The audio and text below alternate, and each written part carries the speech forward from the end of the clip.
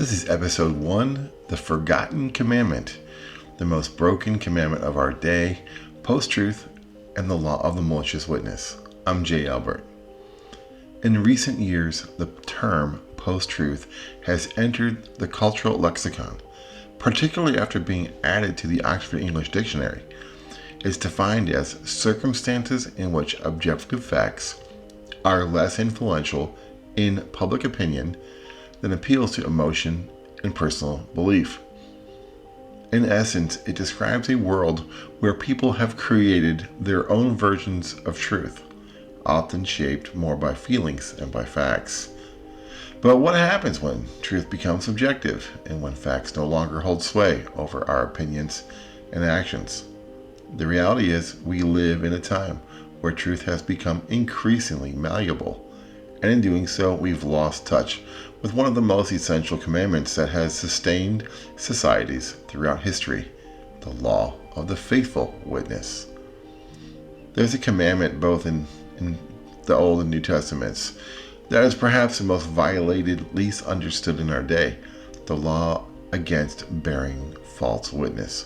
While most people are familiar with the commandment, thou shalt not bear false witness against thy neighbor, Exodus 20:16, its implications have been largely neglected. This neglected command is not only the root cause of widespread moral decay, but is also the driving force behind the cultural anarchy, spiritual apostasy, and personal suffering that plague our world today. The more we stray from this biblical standard, the more we see spiritual decay and deception take hold. Falsehoods become the foundation for political chaos, social unrest, and even religious apostasy. The erosion of truth breeds fear, anxiety, hatred, and the growing acceptance of perversion in both thought and action. The very fabric of society begins to unravel when people no longer care for the truth. The power of the malicious witness. So what exactly is a malicious witness?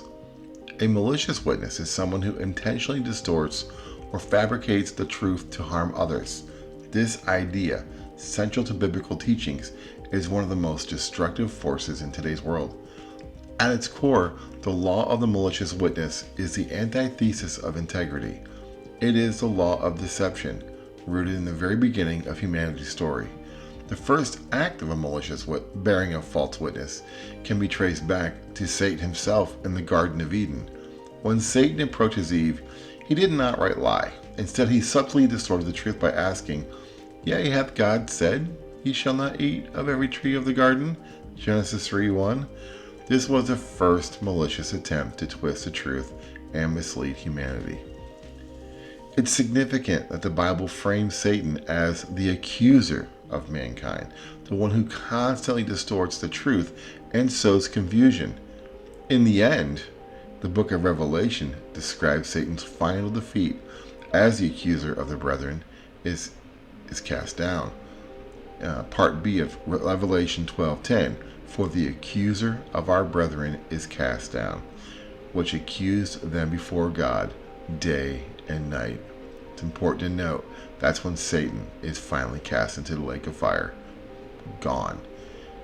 Why? Because he's the accuser of our brethren. He's a malicious witness, the original one. Satan's role as an accuser and deceiver is not a minor aspect of his nature. It is foundational to his character and his ongoing campaign to derail humanity's relationship with truth. His actions in the garden were the first steps in the spread of falsehoods, which have since permeated all of history. The true witness versus the false witness. In stark contrast to the malicious witness is a true witness. In the Bible, the standard for truth is clear. In the mouth of 2 or 3 witnesses shall every word be established. 2 Corinthians 13:1. Deuteronomy 19:15 is where it begins. One witness is not enough to convict anyone accused of any crime or offense they may have committed. A matter must be established by the testimony of 2 or 3 witnesses. For a witness to be true, witness, there must be 2 or 3 eyewitnesses. They must vouch for a claim based on honest, unbiased testimony. In other words, a true witness doesn't distort the truth for personal gain or out of malice, but instead conveys the truth as it is. False witnesses are those who distort truth without proper evidence or testimony. In fact, a single person giving a testimony is a false witness by default. It must be by 2 or 3 eyewitnesses. A false witness are those who cause division and harm. They claim to know what is true, but without the weight of multiple, unbiased witnesses, their words cannot be trusted.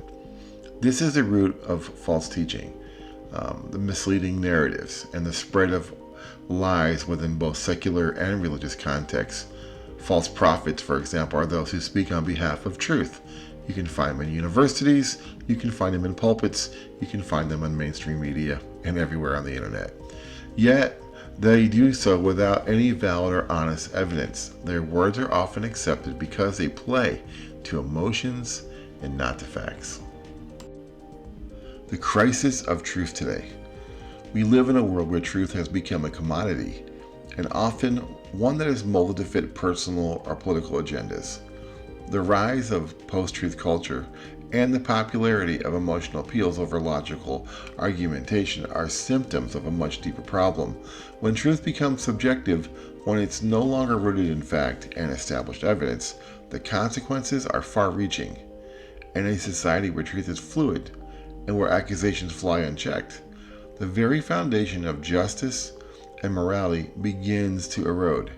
This is why the law against bearing false witness is so crucial. It's not just a matter of avoiding lies in our personal lives. It's about upholding truth in every area of life, from our relationships with others to our approach to politics, justice, even theology. A call to integrity. To combat the rising tide of deception, we must return to a standard of truth that transcends our personal beliefs or emotional impulses. We must remember the importance of a true witness. Someone who upholds integrity, is committed to the facts, and doesn't distort the truth for personal gain or to manipulate others. Only then can we begin to rebuild trust in society, restore hope in the hearts of the individual, and address the moral and spiritual crises that threaten to tear us apart. The law of the malicious witness remains as relevant today as it was in ancient times. It's a law that speaks to the heart of our current cultural struggles, urging us to pursue truth and integrity above all else. In doing so, we can begin to heal the deep wounds that have been inflicted by a world increasingly obsessed with its own version of truth. I'm Jay Albert, and this is episode 1. I hope you enjoyed it.